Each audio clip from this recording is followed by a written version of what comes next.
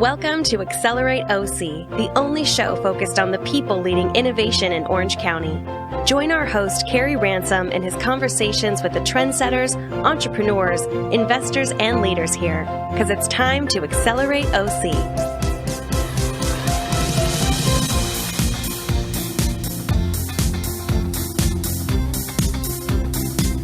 Good morning. Welcome to Accelerate OC. I'm Carrie Ransom. And thanks always to my engineer, Paul, for making me and my guests sound so good. Today's episode is sponsored by OC4 Venture Studio, a new tech startup company building platform and community that's growing here in Orange County. If you are looking for help with your startup, or you're looking for opportunities to work with the next generation of high growth companies here, or you just want to be part of the Orange County startup community, you can go to oc4v.com to learn more. And we are doing a bunch of virtual events right now as we are trying to do our best to practice social distancing. However, I am really happy to have my friend Matt Case here with me on Accelerate OC today. And we are doing it in the studio. And before we get to hear from Matt, and we get to hear all of his great entrepreneurial wisdom and stories, let me tell you a quick bit about him. He's currently the president of BIONATUS, which is a really cool company here based in Irvine that focus on turning breakthrough scientific discoveries into successful businesses. And as Matt says, they really go from A to Z, from the idea all the way through commercialization to the business. And they're having huge global impact in a number of really interesting industries that we'll talk about today.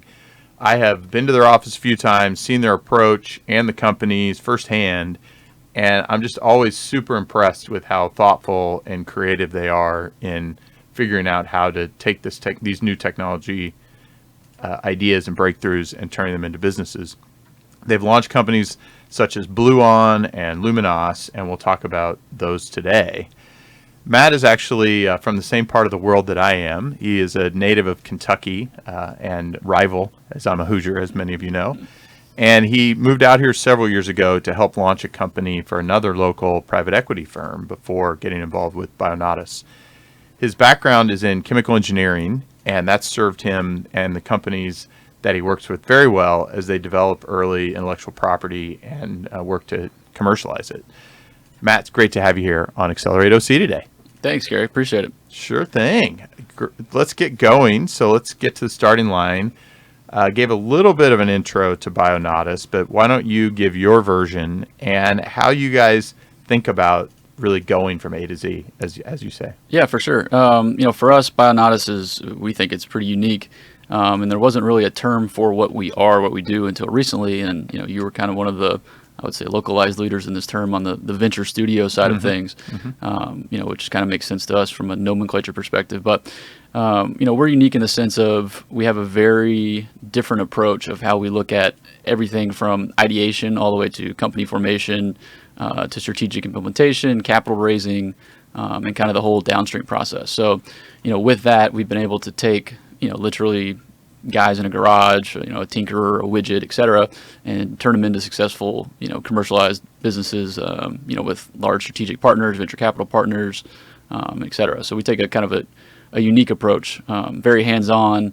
Again, people always ask, oh, you guys are a venture fund, or you're this or that, and it's no, we're not any of those things specifically. We're a multitude of all of those things, so to speak. I can relate to that. Yeah, yeah. You're an accelerator, right? Yeah. No, we've got a process. So let's put that into one real example. So one of the great ones, I mentioned it, that you guys have going, it's growing rapidly, is called Iluminage. Yep. So I've used the patches, I've shared them with a number of folks in my family who've had great results as well, and even sent them to folks in places like athletic departments, as I think we've talked about. Yep. So share a bit more about Iluminage, and I think particularly, you guys talk about it as a platform, but share sort of both the platform and what it's been, and I think also what's super exciting is where you're headed. For sure. No, yeah, Iluminage is a prime example of this process. So, from the outside perspective, it might look like, it's a products company, right? We have these patches, they do X, Y, Z, et cetera. But all of the products that we make are a process utilizing our proprietary charging technology. So basically, in a nutshell, we have a technology that I can take the energy or the frequency or the signature from natural constituents and transfer that to a different material. So for pain relief, for example, we're trying to lower inflammation. So I'm going to take arnica, turmeric, ginseng, CoQ10, et cetera, transfer that signature to the mylar patch. Then once it's in the patch, I can deliver it energetically.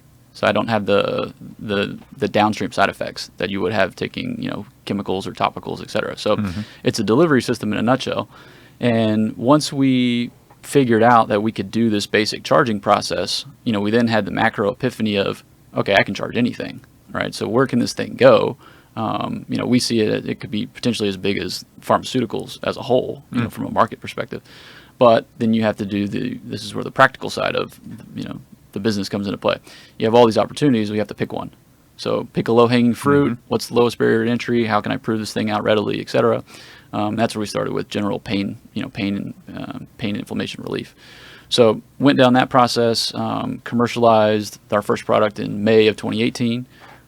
Followed behind that with an athletic version. Got a lot of professional athletes and sports guys involved, so that's kind of been fun. But now, when you create technologies that are truly disruptive and kind of groundbreaking, et cetera, we found that you have to do the first part yourself. You have to build the first brand.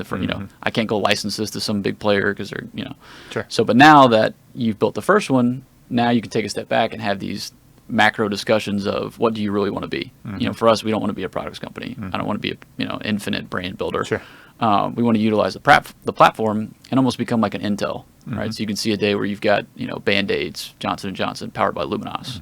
So that's kind of the next evolution where we're going to be able to take the company this year, which I'm really excited about. Yeah, it's amazing. And we were just talking off the air, that there is another area that you guys are looking at that is pretty relevant to what we're dealing with right now with this pandemic. So how are you guys thinking about that? As sort of, is it you look at it as a new market or an extension of what you've been doing? Yeah, no, new market for sure. So that's another cool part about the technology is rapid commercialization. So we had a immune focused or immune support focused product in R&D, beta testing for the past 12, 18 or so months. To the point to where enough people wanted it available, so we offered it, kind of for sale behind the scenes, so to speak.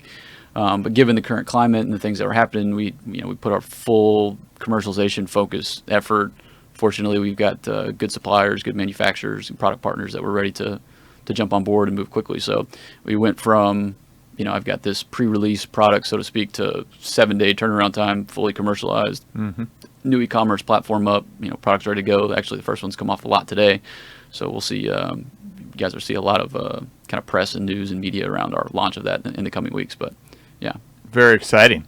So my wife typically takes an immunity boost sort of drink many times a week, if not daily. How do you think about, this oral consumption versus you guys talk about it as electronic delivery. Is it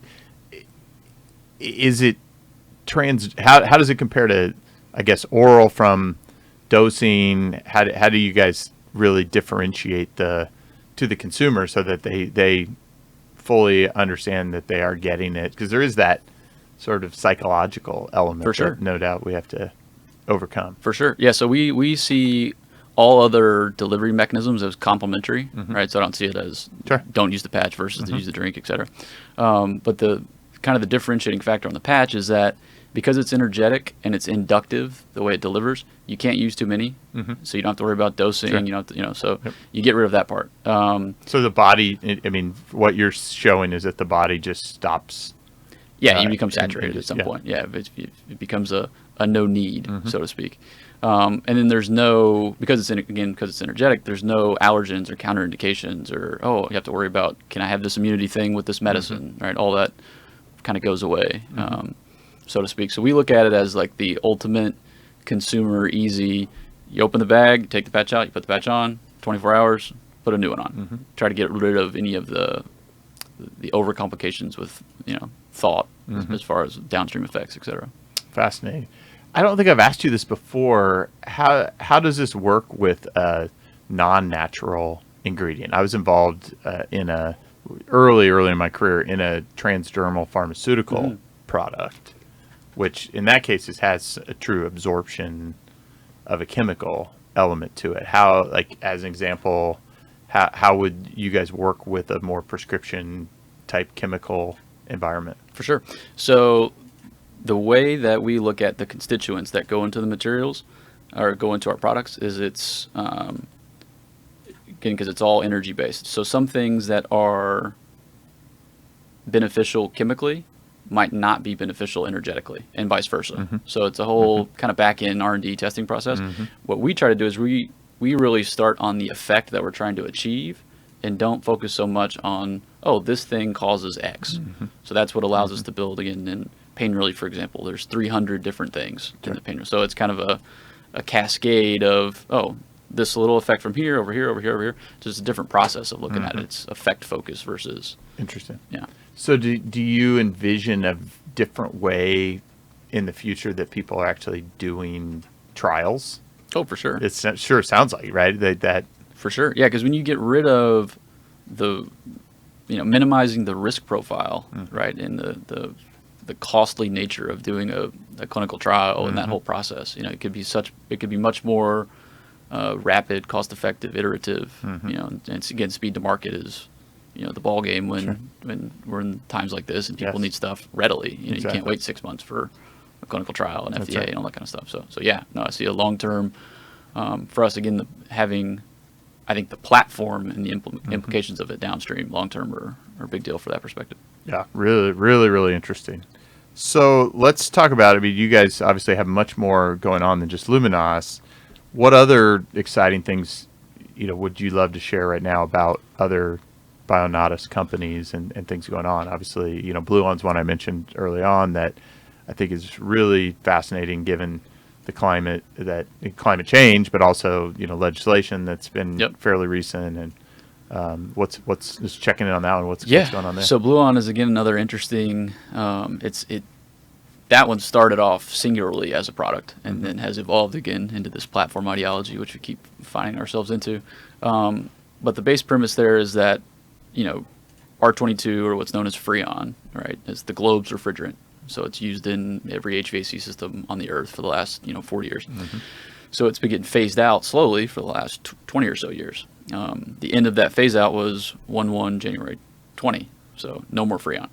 So our base premise, 7-8 years ago was, can you make a better Freon?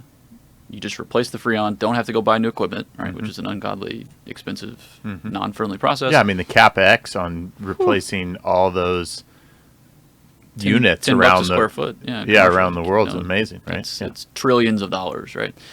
And so what we realize is that creating a better product, when you create value to the end user, you end up disrupting the value chain all the way back to the supplier, right? Or even up the ladder to the chemical companies, right? So then we had to create value for the mechanical contractor. Then we had to create value for the supply house. Then we had to create value, just align the interest all the way through. But then once you do that, we realized, hey, our value here at the end allows us to really own this community. So now we become the trusted source, the trusted part, of information for end users, for example. So, we've really evolved into our discussion with landlords. I'll give you a prime example. We were dealing with one of the largest industrial real estate owners. So they do Amazon fulfillment centers and all this kind of stuff. You can imagine the square foot and the tonnage of HVAC we have. So we go meet with them and we say, hey, we can be your HVAC advisor. We can give you, here's your plan. Replace that equipment. Don't replace that equipment. Convert those equipment, et cetera. So they send over their entire equipment list to us, 30,000 pieces of equipment. We put together this whole macro overview proposal, and in a nutshell, converting them to Bluon versus buying new capital or buying new equipment, $180 million CapEx savings. And that's straight off the bottom line for them. And so imagine, this was 2 months ago, prior to all the current environments. So what's the first thing that's happened in corporate America? Capital budgets going out the window. Absolutely. So we see ourselves now as like, you still have to deal with this. We have a 1/20th the cost or sometimes no cost solution to deal with this. So move forward accordingly. So we see a big opportunity on the Bluon side. So let's go under the hood a little deeper there, because I think the fascinating, I mean, obviously amazing opportunity with Blue On, but I think the more fascinating thing to me, and partly just because of the way my brain works, is how you evolved to being in a very different business than what you originally thought you would be in. And have you guys thought about that in a more process-based way, or have you just sort of found your way on an opportunity by opportunity basis? Yeah, no, so the Blue On story is kind of like the perfect example of this evolution. So it's being aware that creating the thing is just the beginning of the process, right? And so this is what, I think we do a decent job at relative to most. Our innovators, we try to keep them over here so that they innovate. Because the innovators think, hey, I made it. It's done. It's worth $1 billion. Let's go raise a bunch of money. It doesn't work that way. Then you have to commercialize it. And can you scale it? And is there a market? And then most importantly, does anyone care? Yes. If you get to here, you've done all these things. You've wasted a bunch of time, a bunch of money, and whatnot. So for us, it was about taking and then understanding and reacting to the market. So we saw, okay, product is great. End users love it. No pushback from the end users ever. Contractors don't really care. They don't pay your utility bills. They want make my life easy. So then we had to develop a solution to really glue the two things together. So I think the crux of all this is realizing that having solutions or platforms, or so to speak, can speed up this process. Because without that, then I'm fighting one battle over and over and over and over again versus making it scalable, efficient, etc. So that's kind of our lens is if we can solutionize it or platformize it, implement that. Okay. So, I mean, ideally, obviously, you create a new environment that's better, faster, cheaper for everyone. The other sort of editorial, I guess I would say, is understanding those different constituents and the jobs that I'm a big believer in this methodology of jobs to be done. And if you really understand the job that they're trying to get accomplished, the contractor's job is largely not changing. Get on the roof, Jobs, get off the roof. That's right. Make it easy for me. That's right. Jobs tend to be stable. And where you really have to focus as an innovator is where are they currently not well supported or the solutions aren't optimal. And in a case where there's a legislative change, the current solution is not optimal. But if you make it really hard for them to adopt, it's not going to happen. They'll resist. That's right. It's like a prime example in that world is all the building management software, all the smart stuff, all of this or that. You still have to deal with Joe Blow contractor that's scared of electrical. That's right. Doesn't know software, doesn't know wiring. So if you don't make their life easy, I think it's realizing and trying to get away from the hubris of what you think you've created. All right. It's like, this thing is so awesome. Everyone's going to love it. This guy doesn't care.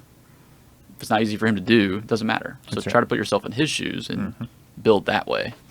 Yeah. I think it's a great point.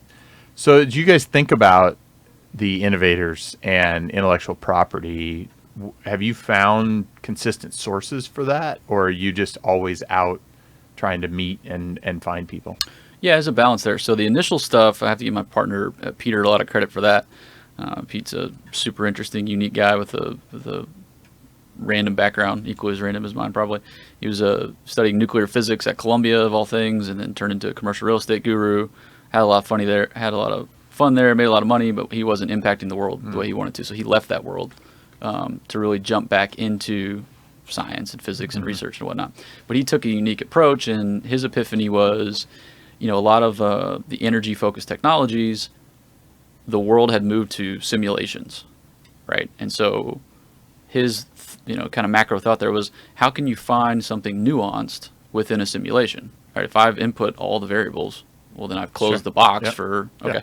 So he went the empirical route. So he was going to meet guys with widgets and, so that approach. So there's a whole world of people outside of the mainstream, say scientific community, so to speak, that are the tinkerers, right? Guys that used to be at XYZ, research institution. They left because they built a widget. So those were our guys. So he said, hey, I have kind of the science acumen, the business acumen. I can understand their language enough. I'm going to gather all those guys up, let them tinker and do what they do. And then when I got involved, we went through everything and said, hey, winner, shut that down. No market, not cost effective, and kind of picked our process and did it that way. But then on a go forward basis, we look to kind of supplement or synergize with new folks, new groups, and kind of, because again, our tinkerers and innovators are still sitting over here, we can lend advice and expertise, outside of the stuff that we currently work on. Okay. Very, very interesting. So as you think about university research, which on one hand could be considered mainstream, but it probably depends on exactly what they're looking at, and maybe even outside of the energy field in particular. How do you think about that as a place for entrepreneurs in general, right? I mean, people in our audience that are thinking about, I'd like to be an entrepreneur and build a business. Yep. I don't necessarily have the idea, but I'd love to find a great idea to wrap myself around. How do you think about university research or even other ideas that you'd offer? Yeah. So on the university side, I think it's all about kind of the group and the setup and the way they operate. So if what we found is that if groups are doing research just to do research, it's often a hard leap, to the business world. If they're doing research with a specific, bookend end goal, we're going to create X at X cost or X, whatnot. That to me is where a lot of the opportunities are. And I think a lot of groups, particularly out here, UCI, for example, and Cove, and what's all going over there, a lot of groups have set it up the right way to where the innovators are there. You can interact with them, you can participate, etc.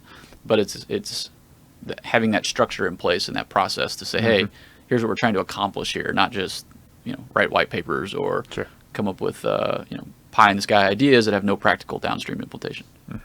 Yeah, I think that's a fair. It's sort of that whole. I mean, in some cases, the motivation of the researcher too. If it's I'm seeking academic glory versus commercial glory, that could be 100%. A big challenge. We try to stay getting in those debates from a business, from my lens of it is we don't go down those rabbit holes. Sure.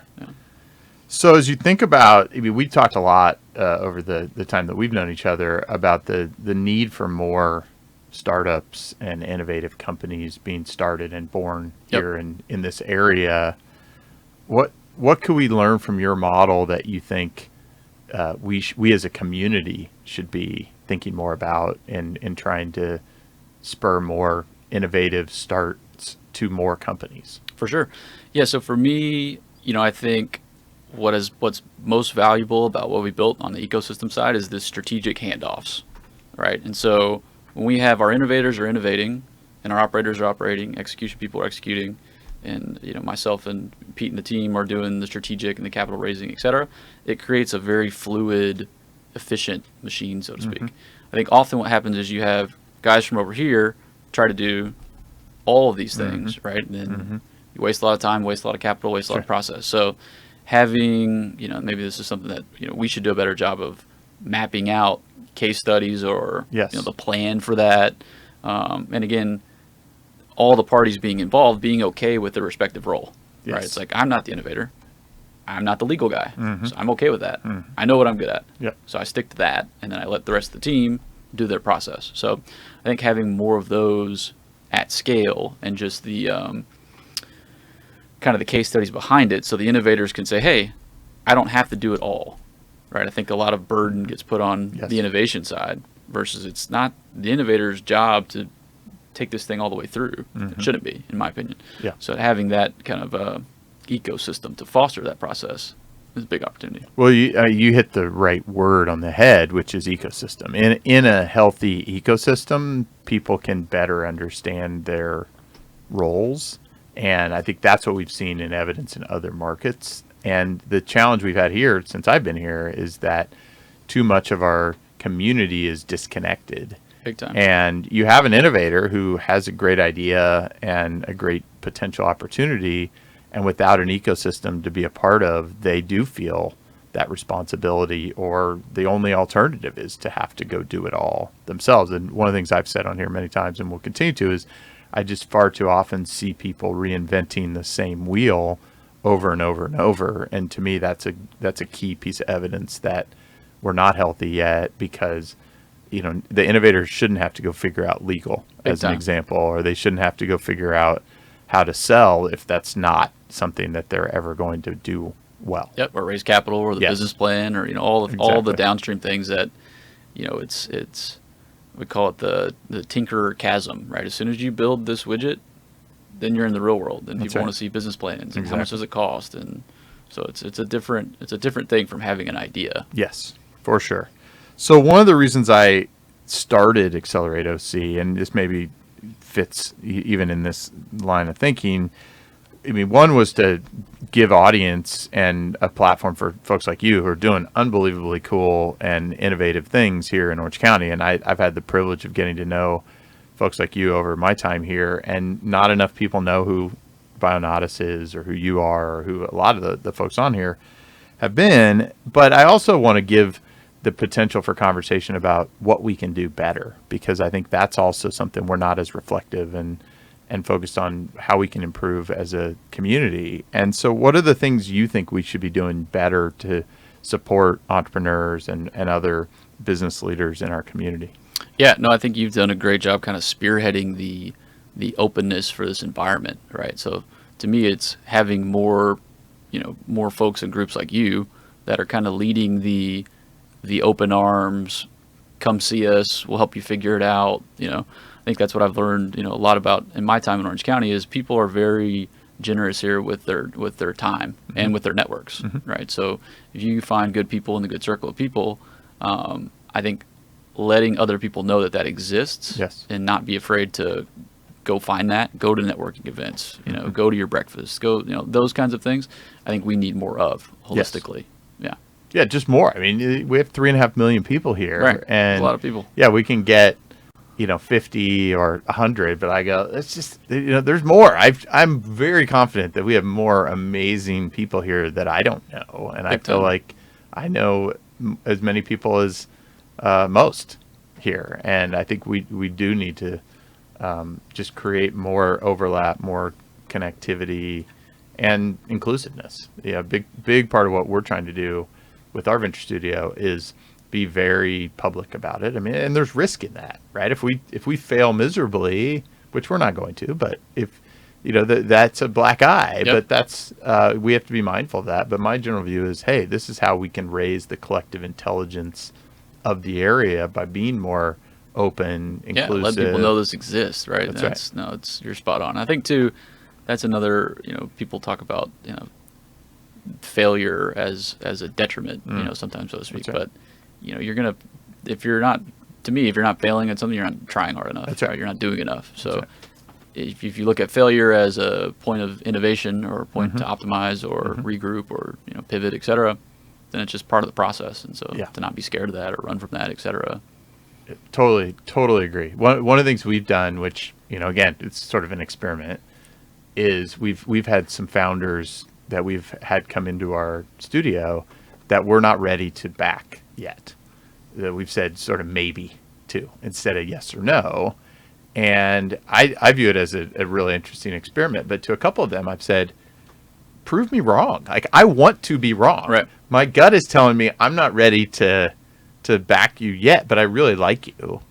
I want you to prove me wrong, because in me being wrong, I'm going to learn. Yep. And I look for those opportunities. And I think, to your point, that's not common enough. It's not sought enough. It's not embraced enough. That's right. Particularly on the fundraising side, because a lot of these, the innovator, particularly the further out there the innovator is, the harder time they have understanding, or reacting to situations like that, right? So if they're way over here, they might be super sensitive to failure, right? Or being told no, or not getting investment. Sure. Or so then what we don't need to happen is have this, amazing innovative person then shut down. That's right. As a result of this perceived failure.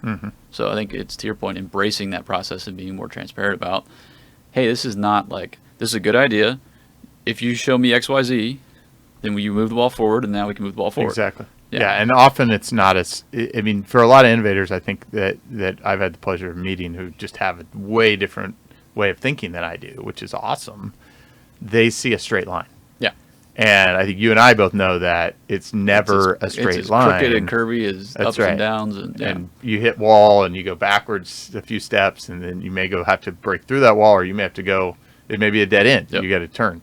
So that's more the normal, and my partner and I are very comfortable that is the reality, and we're going to embrace going through that whole journey, but we have to have partners with us who can at least be made to understand that that's the more likely outcome. A straight line, if it happens, awesome. God bless but it, that is so rare and no, I think it's atypical. Be okay with that and embrace. For us, it's like for me personally, I try to spend as little time as my day possible focused on the problem. It's like as soon as something happens, it's a solution. Yes. What's the solution? And just being okay with that versus, oh man, how do we cause that problem or what's going on?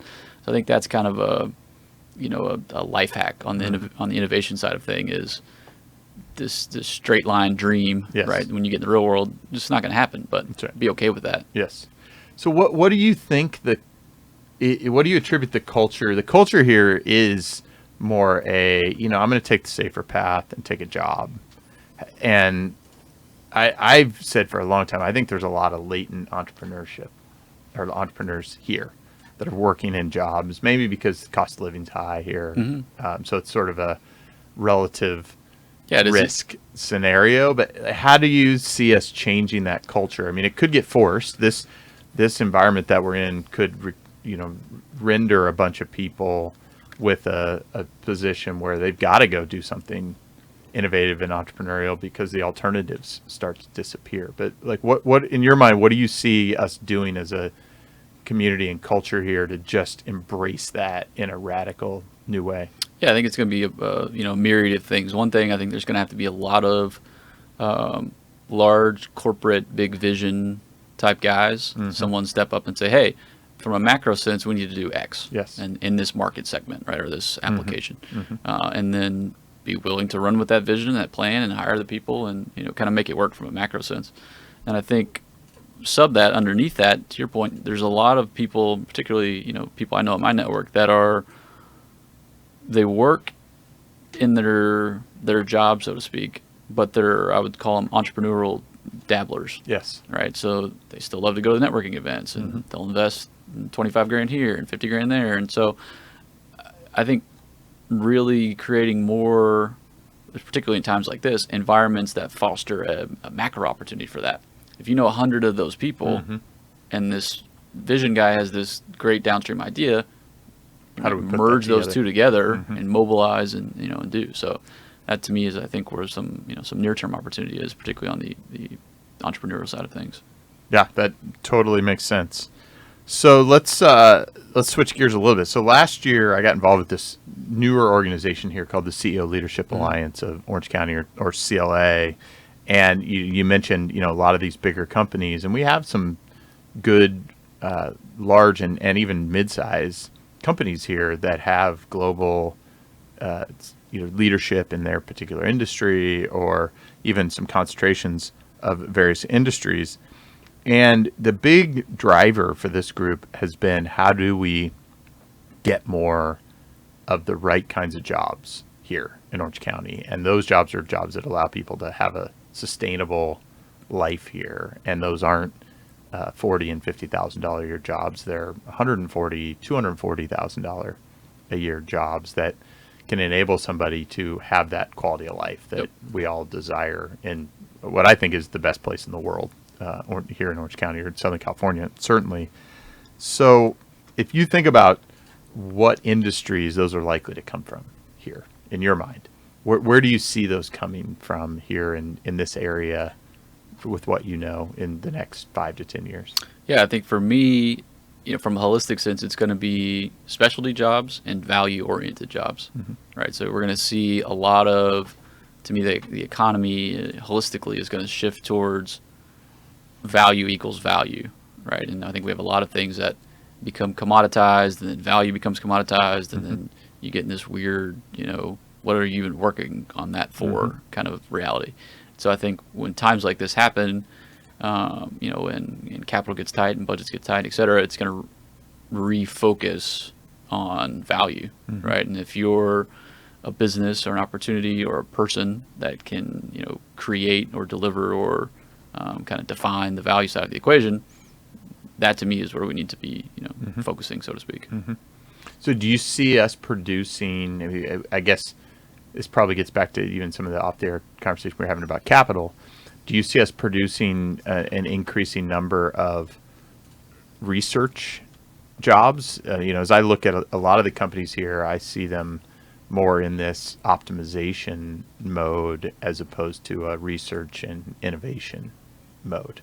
And, you can only cost cut and optimize for so long before, big shifts happen, like, talking about HVAC or other industries that have, major systemic, not always legislated, but either a new breakthrough discovery or something. I mean, the pharmaceutical industry could be potentially greatly disrupted by something like Iluminage if you're making pills or other forms. So how do you think about, do we produce research jobs? Do we give people the ability to do and help support new R&D For sure. I think it's both. So I think, when the business focus becomes on things that, aren't necessarily one-to-one, economy affected or whatnot. For our businesses, we're still hiring and moving forward, and if anything on the Blue On side, our business plan is probably accelerated as a result of current things. So having more companies and technologies and things that fit that mold, to me in Orange County, there's the resources, the people, and the network and the know-how to really accelerate those things. So I think we need more of, from a top line perspective, more of those businesses or ideas or entrepreneurs that are solving market agnostic problems. So it's really almost bigger thinking as you 100%. Is what I feel like you're 100%. describing is, and I've seen, over my years, a lot of people here that I think have, for, whether it's their own limitations or lack of a community to encourage or inspire them, maybe thought smaller than they should have. 100%. Yeah. And, I think that maybe this environment will spur more big platform like thinking, like you guys. No, you're spot on. That's, again, we keep hitting on the Blue On example, but if we would have just shut it down at the product, right, and kept all, okay, well, then our company is X size, and then our opportunity is X size, and but it's that, I think that's where a lot of companies, and it's kind of to your point, existing big companies, as they look for room to innovate and ideate and whatnot, need to be thinking bigger. So even if they're well established, maybe they're mid cap, large cap, et cetera, how can they grow? How can they use this as the same platform logic, so to speak, to hire new people and bring, well-paying jobs, et cetera, in this time? I think that's a great conversation that we're going to have to do a follow-up on that. I think it warrants its. I mean, how do we get more of the companies here? I know Dean Stecker at Alteryx has been very open about his belief that Alteryx is a platform that can enable any number of new businesses to emerge.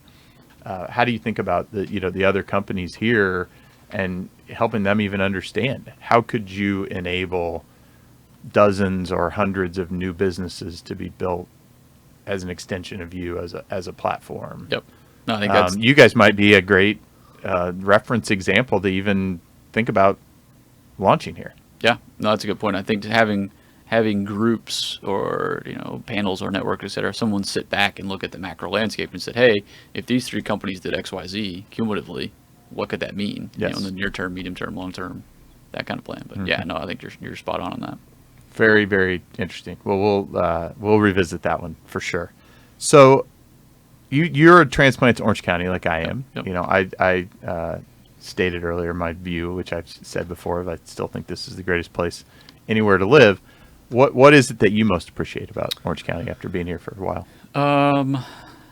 I think it's the ability to navigate within, kind of the structure of the game plan or the thinking that we've set out. To me, I left Kentucky or Louisville specifically because I didn't see big things there.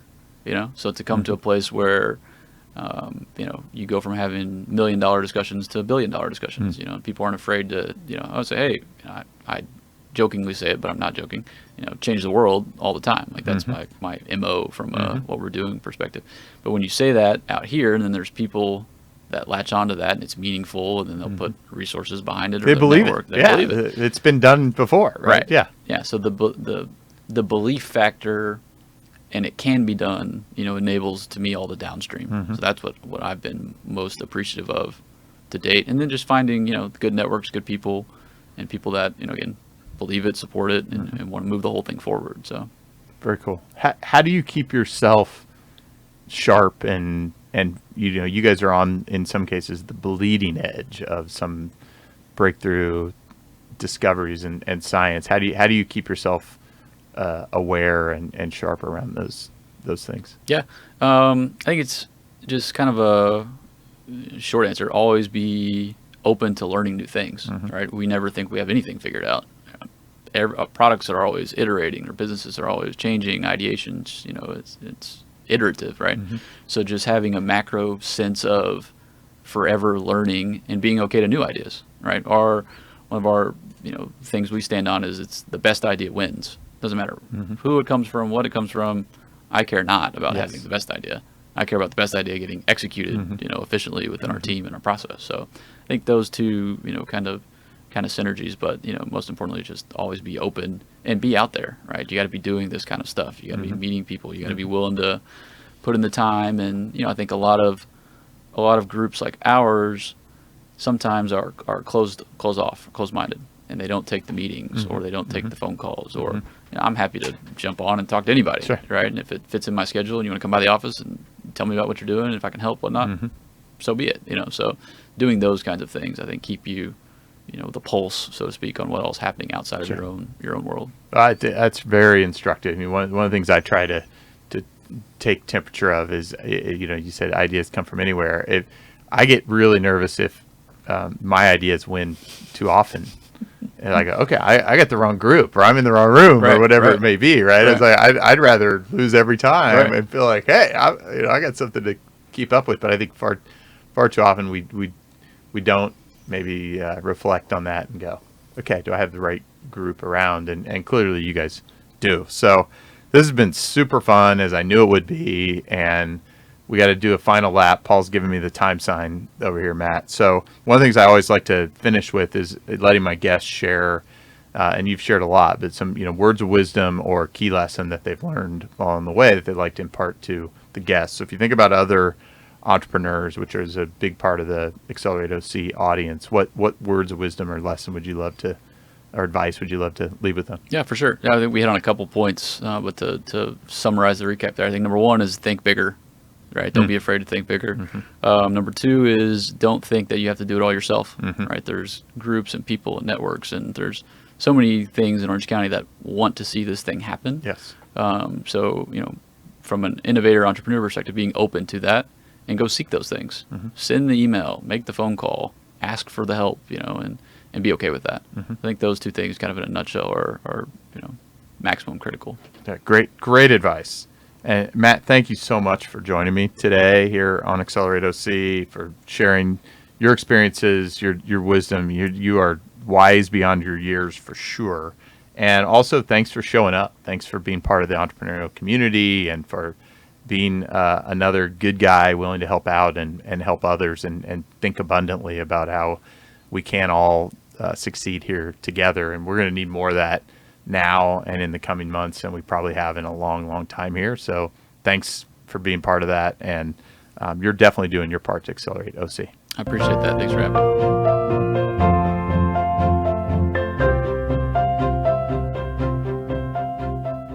You've just listened to Accelerate OC. Join our live recordings every Tuesday morning at accelerateoc.com, or listen, like, and share anytime from your favorite podcast spot. Let's accelerate OC together.